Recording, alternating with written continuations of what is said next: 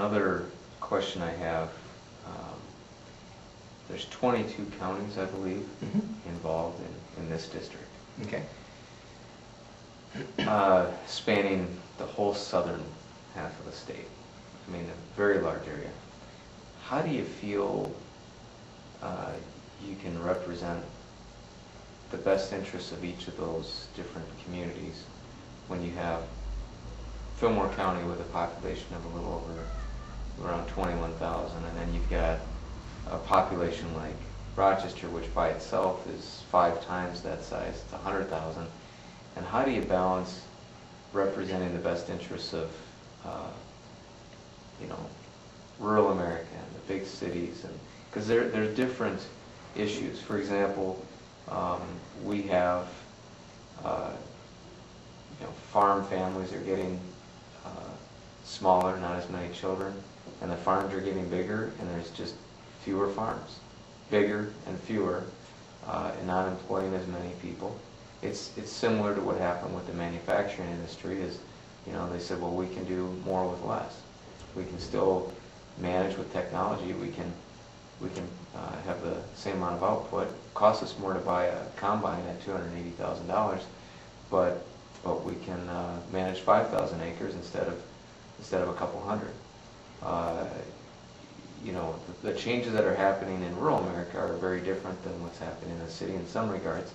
You're also seeing declining school populations, and I did a piece on that in January of 2010. The class of 2019 is anticipated to be half of what the graduating class is at Male High School in Rochester, which, you know, around 400 or 500 students graduating from Male High School any given year. Our graduating class will be around, for 6 high schools, will be combined less than 230 students. Okay. 6 high schools, 6 different superintendents. I mean, just, you look at the dynamics of what's happening, and rural America is going through a contraction, and the cities are, you know, all these different dynamics that are taking place. So I guess when you're looking at Worthington and Winona and Rochester and Preston, Minnesota, and Rushford, Minnesota, and Spring Valley and Chatfield and Harmony and Lanesboro and Mabel and Canton, towns that, the town I live in Felton, is 343 population. We got a lot of different things going on there. It's a wonderful place to live. But when you're looking at serving all the interests of all these people throughout this district, you know, when you look at population of 100,000, I guess my concern is, how are you going to be able to, who's going to get your attention? Is it going to be a bigger population because, geez, that's where more of my votes are going to come from, versus the smaller populations? That's a really good question. And it's a long question with a lot of pieces to it. But let me unpack it this way if I can. In my business world, if I can bring this up, I'm the food safety guy, and I'm an independent consultant and trainer. And what I do is I provide a certification course that restaurant managers, that food service directors, that hotel operators, anybody handing food across the counter to somebody else, they need to have that. And you know what? There's no one client of mine that is any more important than anybody else. And I teach classes from Winona to Worthington. I teach from Marshall, slightly out of the district, but just to give you the boundary, all the way over to Wabasha, Lake City, Red Wing.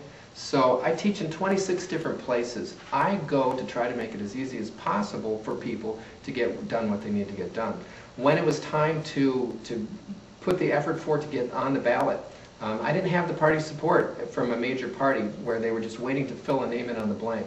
I went to towns all across the district, and I knocked on doors, and I met people downtown, and we had meet and greets. So I was in Worthington and Laverne and Pipestone. I was in Owatonna. I stopped in Nicollet. I've been down here to Lake City, to Wabasha, Lanesboro. I understand that there are a lot of small towns all over, and it's not about having favorites. It's not about looking for pockets of votes. It's about doing the right thing for everybody here. But it's not about doing things for the people that live here in southern Minnesota. It's about pushing back the federal government, keeping it within its boundaries so that you can make the choices. So that when school districts contract or when school districts expand, that you have the flexibility to make the choices you need so that you can consolidate, so that you can try innovative ways to teach the kids, cut down on travel costs, keep the kids safe while they're in school. You need to be able to make those choices. And I'm convinced that if you put the right people in the room, we've got plenty of smart people. We can come up with the right answers to how you want to take care of things in your own backyard. The farmlands, when you get over to Fairmont and Worthington, are a lot different than they are here in Fillmore and Houston counties. Had an opportunity, I belong to Lanesboro Local, and I had an opportunity to take a tour and look at some of the agri-entrepreneurs in the area. I'm amazed at the ingenuity and the dedication that these people have. And I'm all about making sure that even the small micro businesses like this have an opportunity to succeed. I work in the food world, and I understand food regulations, and we want to make sure that there are as few barriers as possible so that small producers can still be able to manufacture their own unique, fun foods, the things that they like to do the best, whether it is making lefse and packaging and selling it, or milking your own cows. We want to make sure that the food is safe, but that it's not cost restrictive for someone to move ahead and market that.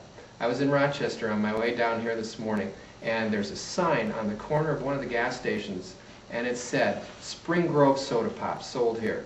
You know, that's exciting for me. That's fun to see that people can grow their business and expand it and do what they need to do. So it's not about making people do things, it's about holding the government at bay so that people can succeed.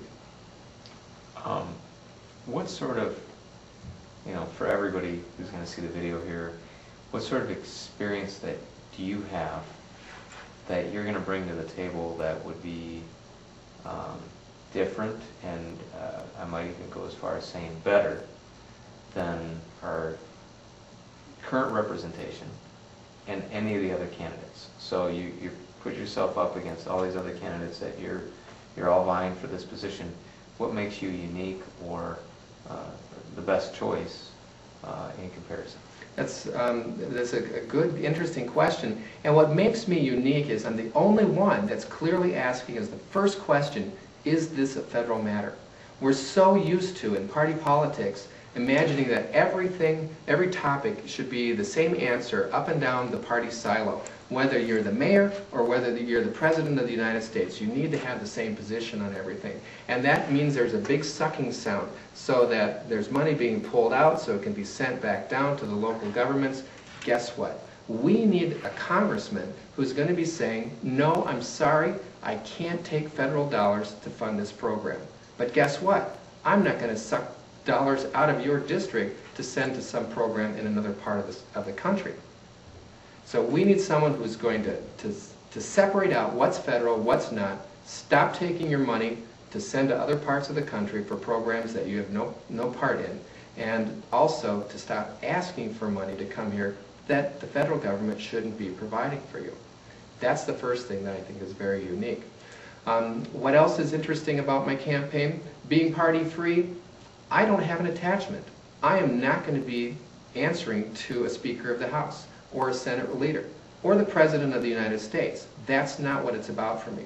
And when it's time to vote, I'm not swapping favors with someone from Alabama or Vermont or Idaho. It's about what's best for the 1st District, Minnesota, and it's not about what is going to move the party agenda ahead. Since there is so much of an influence of the major parties, would there be any concern that because oftentimes, you know, there is constant movement of pushing agendas and trying to bring people along to be part of a coalition for a cause, is there a concern that being one of a